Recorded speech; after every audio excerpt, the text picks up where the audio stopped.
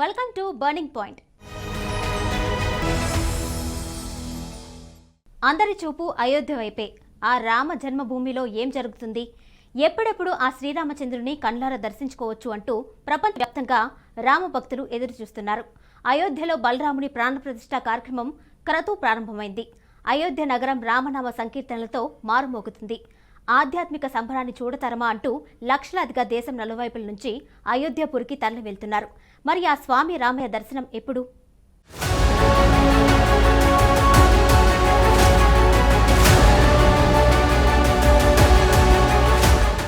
అంతా రామమయం, జగమంతా రామమయం అన్నట్లుగా ఇప్పుడు అందరి చూపు అయోధ్య నగరం పైనే ఉంది.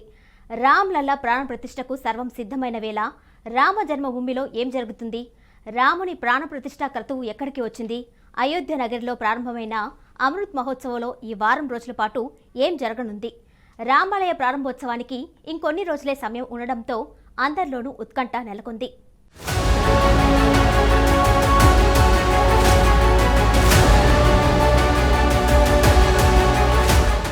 ఆధ్యాత్మిక విశ్వనగరి అయోధ్య రామమందిరం అందంగా ముస్తాబవుతోంది.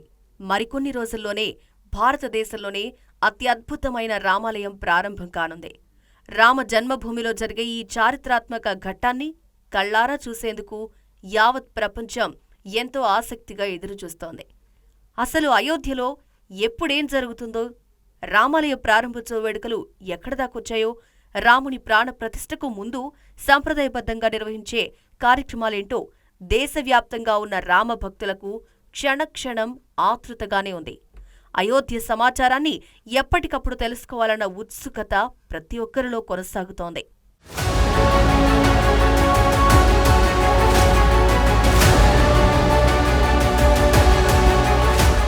యావత్ హిందూ సమాజానికి ఆరాధ్య దైవమైన అయోధ్య రాముని దర్శనం కోసం యావత్ ప్రజలు ఎదురుచూస్తున్నారు. ఈ నెల 22న అయోధ్య రామాలయంలో బాలరాముని ప్రాణప్రతిష్ఠ కార్యక్రమం కోసం అందరిలో ఆసక్తి నెలకొంది. ఆ క్రతువులో భాగంగా అయోధ్యలో 14 నుంచి 22 వరకు అమృత్ మహోత్సవ్ పేరిట రోజూ ప్రత్యేక కార్యక్రమాలు సైతం నిర్వహిస్తున్నారు. ఈ కార్యక్రమాలతో పాటు 22న జరిగే బాలరాముని విగ్రహానికి ప్రాణప్రతిష్ఠ క్రతువు కూడా వారణాసికి చెందిన ప్రముఖ వేద పండితులు లక్ష్మీకాంత్ దీక్షిత్ ఆధ్వర్యంలో కొనసాగనుంది.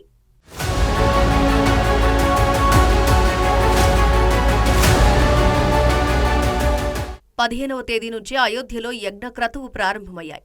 మకర సంక్రాంతితో అశుభకాలం ముగియడంతో రాముడి విగ్రహాన్ని యాగశాల మండపంలోకి తీసుకొచ్చారు.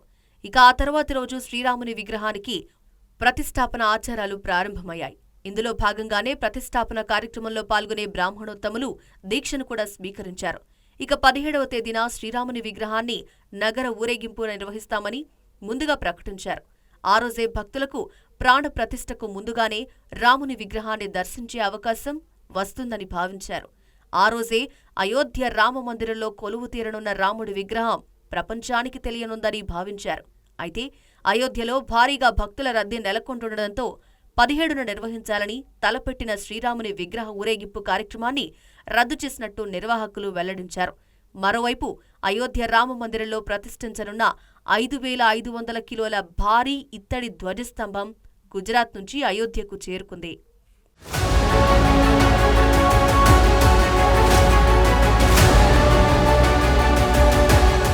మరోవైపు 18వ తేదీన మండప ప్రవేశ పూజ, వాస్తు పూజ, వరుణ పూజ, గణేశ పూజ వంటి ఆచారాలతో సహా ప్రాణ ప్రతిష్ఠ పవిత్రోత్సవానికి శ్రీకారం చుట్టనున్నారు. ఇక జనవరి 19వ తేదీన అయోధ్య రామమందిరంలో యజ్ఞ అగ్నిగుండాన్ని స్థాపించనున్నారు.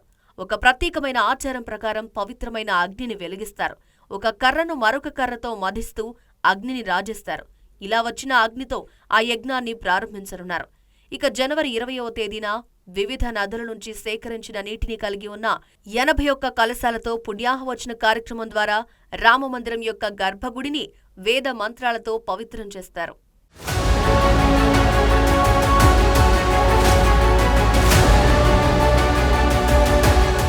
జనవరి 21వ తేదీన జలాధివాసం అంటే యజ్ఞం చేసిన అనంతరం ప్రత్యేక పూజల మధ్య అయోధ్య రాముడి విగ్రహాన్ని 125 కలశాలతో అభిషేకం చేస్తారు. ఇక జనవరి 22వ తేదీన అతి ముఖ్యమైన అయోధ్య రామమందిర ప్రారంభోత్సవంలోని ప్రధాన కార్యక్రమమైన రాముడి ప్రాణ ప్రతిష్ఠ కార్యక్రమాన్ని నిర్వహించనున్నారు.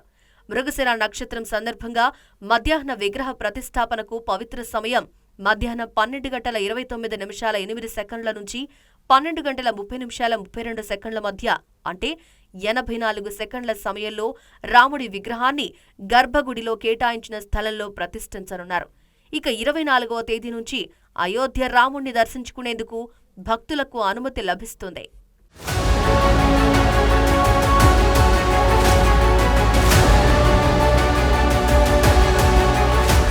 భారతదేశం ఇప్పుడు ఈ మహోన్నత కార్యక్రమం కోసం ఎదురుచూస్తోంది. జనవరి 22న అయోధ్యలోని రామాలయ గర్భగృహంలో బాలరాముడి విగ్రహ ప్రతిష్ఠాపన జరుగుతోంది. ఈ కార్యక్రమం ప్రధానమంత్రి నరేంద్ర మోదీ చేతుల మీదుగా జరగనుంది. అందుకోసం 11 రోజుల ముందుగానే ప్రధానమంత్రి నరేంద్ర మోదీ అనుష్ఠాన ఉపవాస దీక్ష ప్రారంభించారు. ఈ 11 రోజులు ప్రధానమంత్రి దీక్ష చేపడతారు. అత్యంత నిష్ఠతో ఉంటారు. కోట్లాది మంది హిందువుల కల నెరవేరనున్న వేళ ప్రధానమంత్రి నరేంద్ర మోదీకి అత్యద్భుతమైన అవకాశం రానుంది. అయోధ్య రామమందిరంలో ప్రతిష్ఠించనున్న రాముడి విగ్రహాన్ని స్వయంగా నరేంద్ర మోదీ గర్భగుడిలోకి తీసుకురానున్నారు. పూజా మండపం నుంచి గర్భగుడికి శ్రీరాముడి విగ్రహాన్ని మోసుకురానున్నారు. 25 సెకన్లలో పూజా మండపం నుంచి అయోధ్య గర్భగుడికి ప్రధాని మోదీ చేరుకోనున్నారు. అయితే ఈ కార్యక్రమం మొత్తం కాశీకి చెందిన పండిట్ లక్ష్మీకాంత్ దీక్షిత్ నేతృత్వంలో జరగనుంది.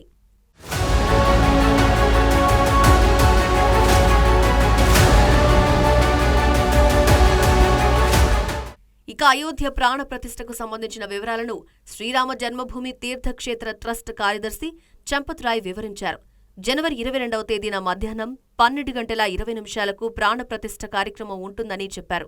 ఈ అపూర్వ ఘట్టంలో ప్రధాని Narendra Modi, RSS Sarsanghchalak Mohan Bhagwat, Uttar Pradesh governor Anandiben Patel, CM Yogi Adityanath సమక్షంలో ఈ కార్యక్రమం జరగనున్నట్టు తెలిపారు. సుమారు 4000 మంది సాధువులు ఈ ప్రాణ ప్రతిష్ఠ కార్యక్రమంలో పాల్గొనున్నట్టు చెప్పారు. परिसर के अंदर ही बनी है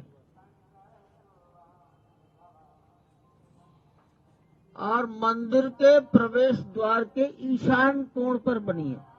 नॉर्थ ईस्ट कॉर्नर उसी यज्ञशाला में कुंड बने हैं. 9 कुंड हैं. जो कुछ होगा परिसर के अंदर यज्ञशाला में होगा. लगभग 120 वैदिक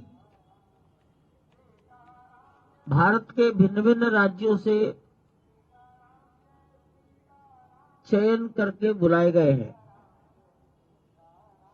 एक नियंत्रण रह सके, एक सूत्रता बनी रहे, इसके लिए ये सारा काम गणेश्वर शास्त्री जी और लक्ष्मीकांत दीक्षित जी इनके मार्गदर्शन में, अन्य इनके बाहर कोई दूसरा इसमें नहीं है. సనాతన ధర్మంలో ఏ విగ్రహం అయినా చాలా ముఖ్యమైనదిగా పరిగణించబడుతుంది. అందుకే విగ్రహ ప్రతిష్ఠాపన సమయంలో ప్రాణ ప్రతిష్ఠ చేస్తారు. ఏదైనా విగ్రహ ప్రతిష్ఠాపన సమయంలో ఆ విగ్రహాన్ని సజీవంగా చేసే విధానాన్ని ప్రాణ ప్రతిష్ఠ అంటారు. ప్రాణం అంటే ప్రాణశక్తి అని, ప్రతిష్ఠ అంటే స్థాపన అని అర్థం. ప్రాణ ప్రతిష్ఠ లేకుండా ఏ విగ్రహం కూడా పూజకు అర్హమైనదిగా పరిగణించబడదు. అందుకే ప్రాణ ప్రతిష్ఠ ద్వారా విగ్రహంలోకి ప్రాణశక్తి ప్రసరింపబడి విగ్రహం దేవతగా మారుతుందని నమ్ముతారు. ప్రాణ ప్రతిష్ఠ తరువాత ఏ విగ్రహమైనా పూజకు అర్హమైనది. అనంతరం దేవతల విగ్రహాలను పూర్తి ఆచారాలతో పూజిస్తారు. ప్రాణ ప్రతిష్ఠ అనే ఆచారం ఎల్లప్పుడూ ఒక శుభ సమయంలో నిర్వహించబడుతుంది. అనేక క్రతువుల తరువాత ముందుగా విగ్రహాన్ని గంగాజలంలో లేదా ఏదైనా పవిత్ర నదుల నీటిలో స్నానం చేసి శుభ్రం చేస్తారు. ఆ తరువాత శుభ్రంగా తుడిచి కొత్త వస్త్రాలను సమర్పిస్తారు. ఆ తరువాత స్వచ్ఛమైన శుభ్రమైన ప్రదేశంలో ఉంచుతారు. దీనిపై చందనం పూత రాసి అలంకరిస్తారు. అనంతరం బీజ మంత్రాలను అలంకరిస్తారు. ఈ పంచాపచారాది క్రతువులను ఆచరించిన తరువాత వ్రతాలతో భగవంతుణ్ణి పూజిస్తారు. చివరిగా హారతి ప్రసాదం పంచుతారు. ఆ రీతిలో ప్రాణ ప్రతిష్ఠకు ముందు విగ్రహాన్ని సిద్ధం చేస్తారని క్రతువు నిర్వహిస్తున్న బ్రాహ్మణోత్తములు వివరించారు.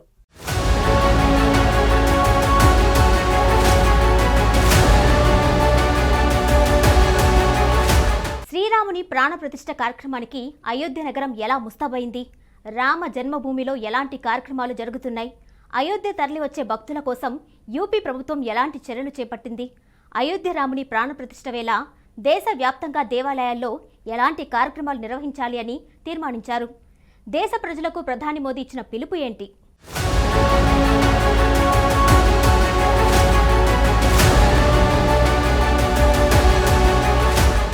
రామ జన్మభూమి అయోధ్య నగరం సర్వాంగ సుందరంగా ముస్తాబోతోంది.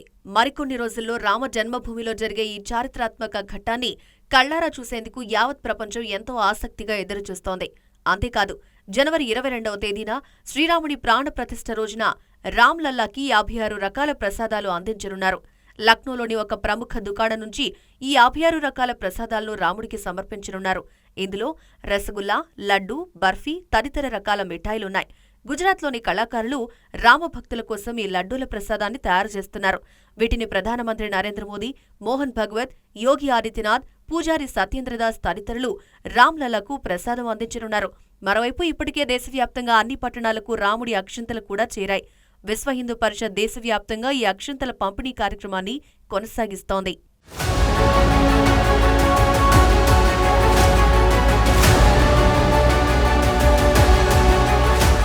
మరోవైపు అయోధ్య నగరిలో భోగి పండుగ నుంచి సరయూ నది ఒడ్డున శ్రీరామ్ నామ్ మహాయజ్ఞం ప్రారంభించారు. ఈ మహాయజ్ఞం 25వ తేదీ వరకు నిరంతరాయంగా జరగనుంది. 1008 నర్మదేశ్వర్ శివలింగాలను ప్రతిష్ఠించి రామాలయానికి 2 కిలోమీటర్ల దూరంలోని సరయూ నది ఘాట్లో శ్రీరామ్ నామ్ మహాయజ్ఞం నిర్వహిస్తున్నారు. ఈ నేపథ్యంలో ఇప్పటికే అయోధ్యలోని ప్రసిద్ధ అమ్మవరామ రామాలయంలో బంగారు కలశ పూజలు నిర్వహించారు. అయోధ్యలో రామాలయ ప్రారంభోత్సవ సందర్భంగా శ్రీరాముని ప్రాణ ప్రతిష్ఠ రోజు అమ్మవరామ మందిర్ ట్రస్ట్ సభ్యులు బంగారం వెల్లు, కలశం 10 కోట్ల రూపాయలు ఇవ్వనున్నారు. అదేవిధంగా అయోధ్యలోని సాకేత్ మహావిద్యాలయంలో 14 లక్షల రంగుల దీపాలతో శ్రీరాముని చిత్రపటాన్ని తయారు చేస్తున్నారు. బీహార్కు చెందిన ఒక కళాకారుడు తన టీంతో కలిసి దీన్ని తయారు చేస్తున్నారు.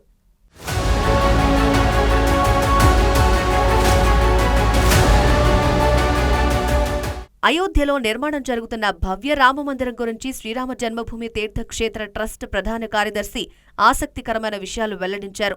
అయోధ్యలో కొలువైన రామమందిరంలో దైవత్వం, వైభవం, నూతనత్వం నిండుగా కనిపిస్తాయని తెలిపారు. వీటితో పాటు శ్రీరాముని మహామందిరంలో ఆయన విగ్రహంలోనూ అతీంద్రియ శక్తులు సంతరించుకున్నాయని పేర్కొన్నారు.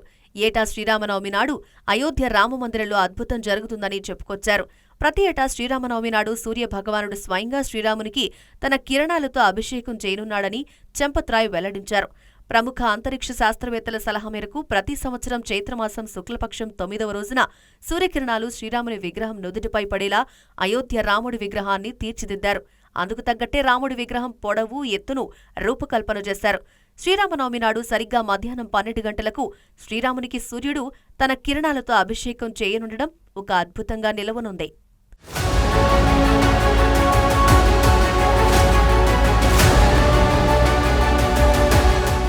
ముగ్గురు కళాకారులు వేర్వేరుగా శ్రీరాముని విగ్రహాన్ని తయారు చేశారు. అందులో ఒక విగ్రహాన్ని నిర్వాహకులు ఎంపిక చేశారు. ఆ విగ్రహం పొడవు 51 అంగుళాలు కాగా బరువు 1.5 టన్నులు.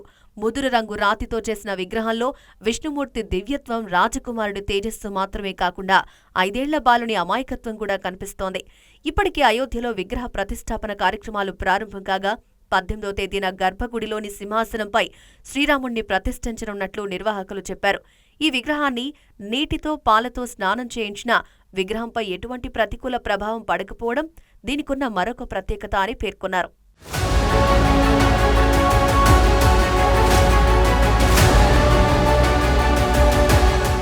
మరోవైపు అయోధ్యలో రాముడి ప్రాణ ప్రతిష్ఠాపన జరిగే జనవరి 22వ తేదీన దేశవ్యాప్తంగా 5 లక్షల దేవాలయాల్లో అంగరంగ వైభవంగా పూజలు జరగనున్నాయి. సాయంత్రం ప్రతి ఇంటి బయట కనీసం 5 దీపాలైనా వెలిగించాలని రామ జన్మభూమి ట్రస్ట్ కోరింది. జనవరి 26వ తేదీ తర్వాతే దర్శనం కోసం సామాన్యులు ఆలయానికి రావాలని సూచించారు. రాత్రి 12 గంటలైనా అందరూ దర్శనం చేసుకునేంత వరకు ఆలయ తలుపులు తెరచి ఉంటామని ట్రస్ట్ ప్రధాన కార్యదర్శి చంపత్రాయ్ తెలిపారు.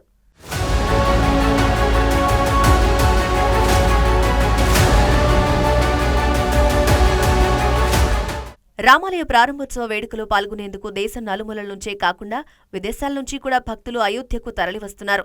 ఇప్పటికే అయోధ్య నగరం భక్తులతో నిండిపోయింది. అయితే కొత్తగా నిర్మితమైన అయోధ్యలో ఆలయాలు, వసతులు, హోటళ్లు, అద్దెగదులు సహా భక్తులకు అవసరమైన సదుపాయాలు వివరించేందుకు ఉత్తరప్రదేశ్ ప్రభుత్వం ప్రత్యేక ఏర్పాటు చేసింది. ఈ నేపథ్యంలో అయోధ్యకు వచ్చే భక్తులకు ఎలాంటి అసౌకర్యం కలగకుండా ఉత్తరప్రదేశ్లోని యోగి ఆదిత్యనాథ్ సర్కార్ కీలక నిర్ణయం తీసుకుంది. దివ్య అయోధ్య పేరుతో కొత్త మొబైల్ యాప్ను తీసుకొచ్చింది. ఈ దివ్య అయోధ్య యాప్ ద్వారా అయోధ్యకొచ్చే భక్తులు రామమందిరంతో పాటు ఇతర ఆధ్యాత్మిక ప్రదేశాల గురించి పూర్తి సమాచారం తెలుసుకోవచ్చని యూపీ ప్రభుత్వం తెలిపింది. ఈ యాప్ ద్వారా భక్తులు అద్దె గదులు, హోటళ్లు, గుడారాలు, వీల్చైర్ అసిస్టెంట్, గోల్ఫ్ కార్ట్ వాహనాలు, ఎలక్ట్రికల్ కార్లు, బస్సులు, టూరిస్ట్ గైడ్లను ముందే బుక్ చేసుకోవచ్చు.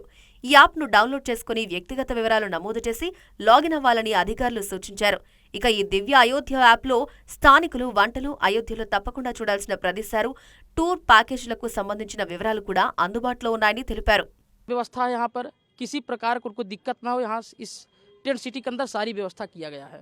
कमरे में सारी व्यवस्था, अभी आप तो कमरे निरीक्षण किए ही होंगे। इसमें 3 बेड लगा है, जो वीवीआईपी है उसमें 3 बेड है, लेटरिन बाथरूम अटैच कमरा है, उनके स्नान करने के लिए गीजर भी लगाया गया है, शौचालय का भी सुविधा किया गया, किसी प्रकार को उनको कष्ट न हो ऐसा सब कुछ देखते हुए यहाँ सब कुछ व्यवस्था, सारी व्यवस्था किया गया है। అయోధ్యను ఆధ్యాత్మిక పర్యాటక నగరంగా తీర్చిదిద్దేందుకు యోగి ఆదిత్యనాథ్ ప్రభుత్వం అన్ని ప్రణాళికలు సిద్ధం చేసింది. ఈ క్రమంలోనే అయోధ్య నగర శివార్లలో గ్రామీణ వాతావరణంలో ఇళ్లను నిర్మించాలని నిర్ణయించింది. ఇక అయోధ్యకొచ్చే భక్తుల కోసం వాటిని కేటాయించనున్నట్లు యూపీ సీఎం కార్యాలయం ఒక ప్రకటనలో తెలిపింది. ఇప్పటికే ధర్మపద్, రాంపద్ ప్రాంతాల్లో 100 ఎలక్ట్రిక్ బస్ సర్వీసులను ముఖ్యమంత్రి ప్రారంభించారు.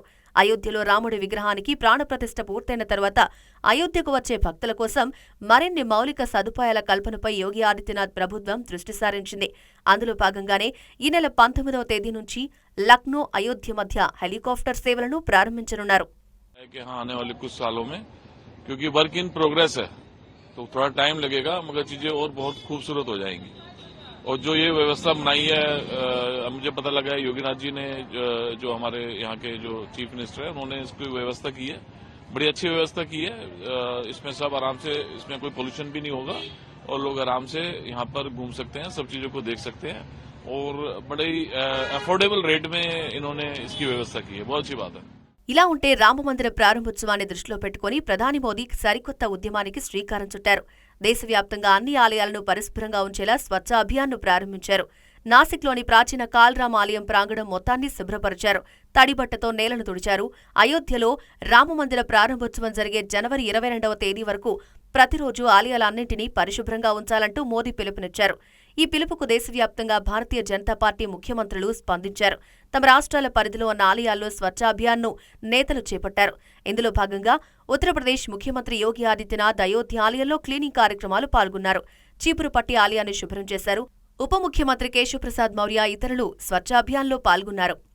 రక్షణ మంత్రి రాజ్నాథ్ సింగ్, ఇతర కేంద్ర మంత్రులు కూడా తమ ప్రాంతాల్లోని ఆలయాలను సందర్శించి పూజలు నిర్వహిస్తున్నారు. స్వచ్ఛ అభియాన్ను చేపట్టి ఆలయ పరిసరాలు శుభ్రం చేస్తున్నారు. ఈ సందర్భంగా అయోధ్య రామాలయ ప్రారంభోత్సవం గొప్పతనాన్ని అందరూ గుర్తు చేసుకుంటున్నారు.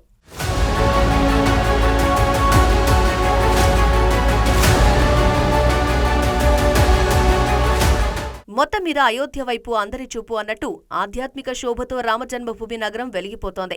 శీతాకాలం చలి తీవ్రత ఎక్కువగా ఉండడంతో ప్రభుత్వం భక్తులకు వెచ్చదనం కోసం హీటర్లను పలు ప్రాంతాల్లో ఏర్పాటు చేసింది. రామాలయ ప్రారంభోత్సవ సమయంలో అయోధ్య వెళ్లాలన్న సంకల్పం ప్రతి హిందువులో పెరిగిపోతుండటంతో అందుకు తగిన ఏర్పాట్లు యోగి ప్రభుత్వం కూడా చేస్తోంది.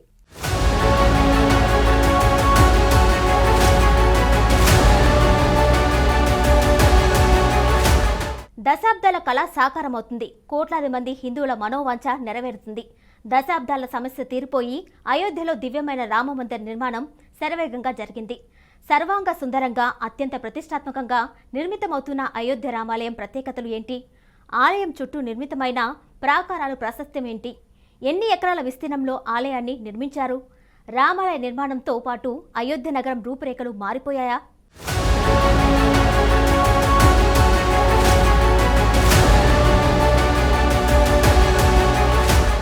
ఎట్టకేలకు దశాబ్దాల నాటి హిందువుల కళ నెరవేరబోతోంది.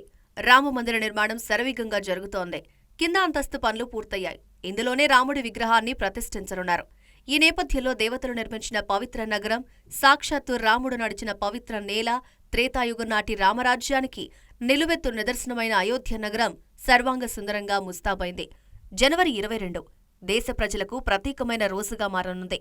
అయోధ్య రామమందిర దర్శనం కోసం ఎదురుచూస్తున్న కోట్లాది మంది హిందువులకు గుర్తుండిపోయే రోజది. రామాలయ ప్రారంభోత్సవ వేడుక అంగరంగ వైభవంగా జరగనుంది. ప్రాణ ప్రతిష్ఠాపన కార్యక్రమానికి అన్ని ఏర్పాట్లు చేస్తున్నారు. దశాబ్దాల సమస్య తీరిపోయి అయోధ్యలో దివ్యమైన రామమందిర నిర్మాణం శరవేగంగా జరిగింది. దీంతో ప్రారంభోత్సవ వేడుకలు ఘనంగా నిర్వహించాలని యూపీ ప్రభుత్వం భారీ సన్నాహాలు చేస్తోంది. వేదమంత్రాల నడుమ కన్నుల పండుగగా జరిగే శ్రీరాముడి ప్రాణప్రతిష్ఠకు దేశ ప్రధాని నరేంద్ర మోదీ ప్రత్యేక అతిథిగా హాజరవుతున్నారు. అంతేకాదు ఈ కార్యక్రమానికి దేశంలోని 8,000 మంది ప్రముఖులను కూడా ఆహ్వానిస్తున్నారు.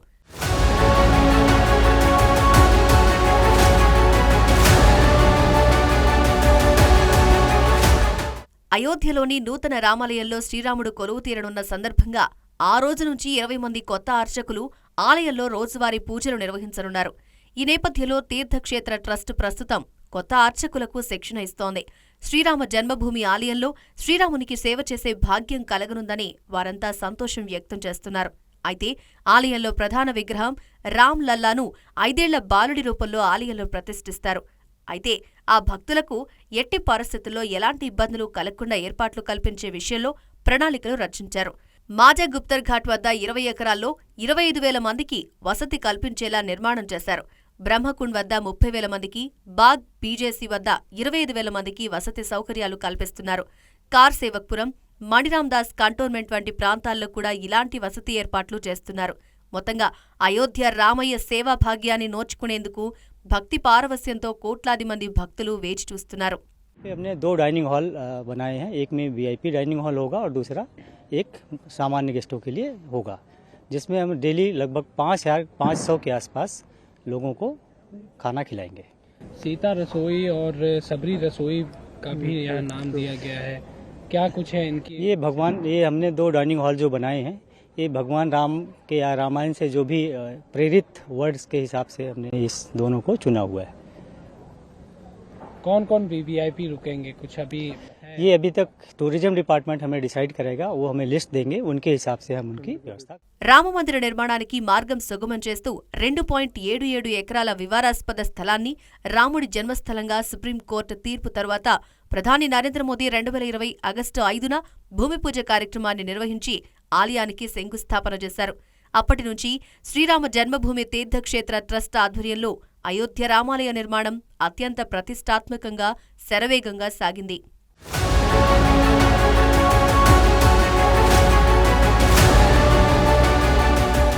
$54,700 చదరపు అడుగుల విస్తీర్ణంలో ఆలయ ప్రాంతం దాదాపు 2.7 ఎకరాల భూమిని కలిగి ఉంది. మొత్తం రామమందిర్ కాంప్లెక్స్ దాదాపు 70 ఎకరాల్లో విస్తరించి ఉంటుంది. ఏ సమయంలోనైనా 1,00,000 మంది భక్తులకు ఆతిథ్యమివ్వడానికి సన్నద్ధంగా ఉంటుంది. శ్రీరామ జన్మభూమి తీర్థక్షేత్ర ట్రస్ట్ ఆలయ నిర్మాణాన్ని పర్యవేక్షిస్తూ వస్తోంది. ఆలయ నిర్మాణ వ్యయం దాదాపు 300 నుంచి 400 కోట్లు. మొత్తం రామజన్మభూమి కాంప్లెక్స్ నిర్మాణానికి 1,100 కోట్లు అవసరం. ఆలయ ట్రస్ట్ క్రౌడ్ ఫండింగ్ ద్వారా నిర్మాణ వ్యయాన్ని భరిస్తోంది. జూన్ 2022 నాటికే ట్రస్ట్ ప్రజల నుండి విరాళాల రూపంలో 3,400 కోట్ల రూపాయలు పొందింది. ఆలయ నిర్మాణం కాగా మిగిలిన సొమ్మును అయోధ్య నగరం అభివృద్ధికి వినియోగిస్తామని ప్రకటించింది.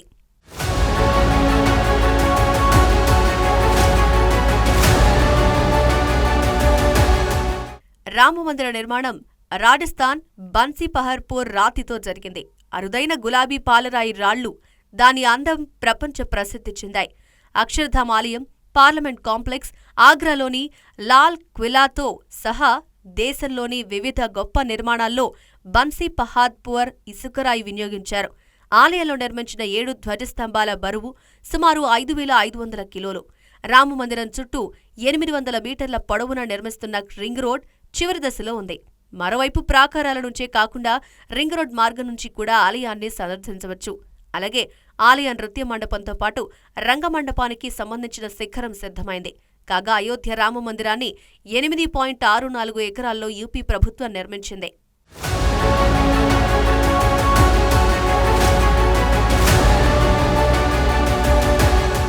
ఈ ఆలయంలో గర్భగుడితో పాటు 5 మండపాలుంటాయి. గుద్ మండపం, రంగమండపం, నిత్య మండపం, ప్రధాన మండపం, కీర్తన మండపం ఉంటాయి. ఆలయ శైలిని పరిశీలిస్తే ప్రధాన వాస్తుశిల్పి చంద్రకాంత్ భాయ్ సోంపురా దీన్ని రూపొందించారు. వాస్తుశాస్త్ర సూత్రాలను అనుసరించి రామమందిరాన్ని నగర శైలిలో నిర్మిస్తున్నట్టు సోంపురా పేర్కొన్నారు. తూర్పున ఉన్న ప్రవేశద్వారం గోపురం శైలిలో నిర్మించారు. ఇది దక్షిణ దేవాలయాలు సూచిస్తోంది. ఆలయ గోడలు రాముడి జీవితాన్ని వర్ణించే కళాకృతులను ప్రదర్శిస్తాయి.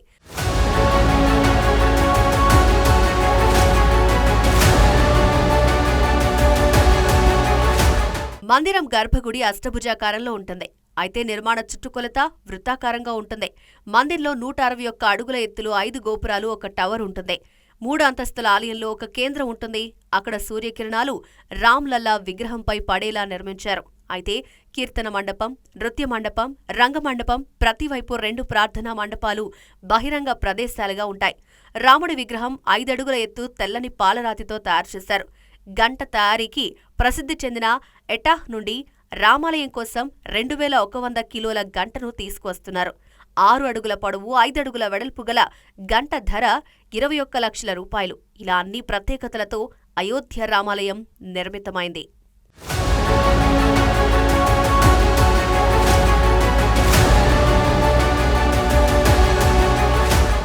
ఇది వాల్టి బర్నింగ్ పాయింట్. మరో అంశంతో మళ్ళీ కలుద్దాం.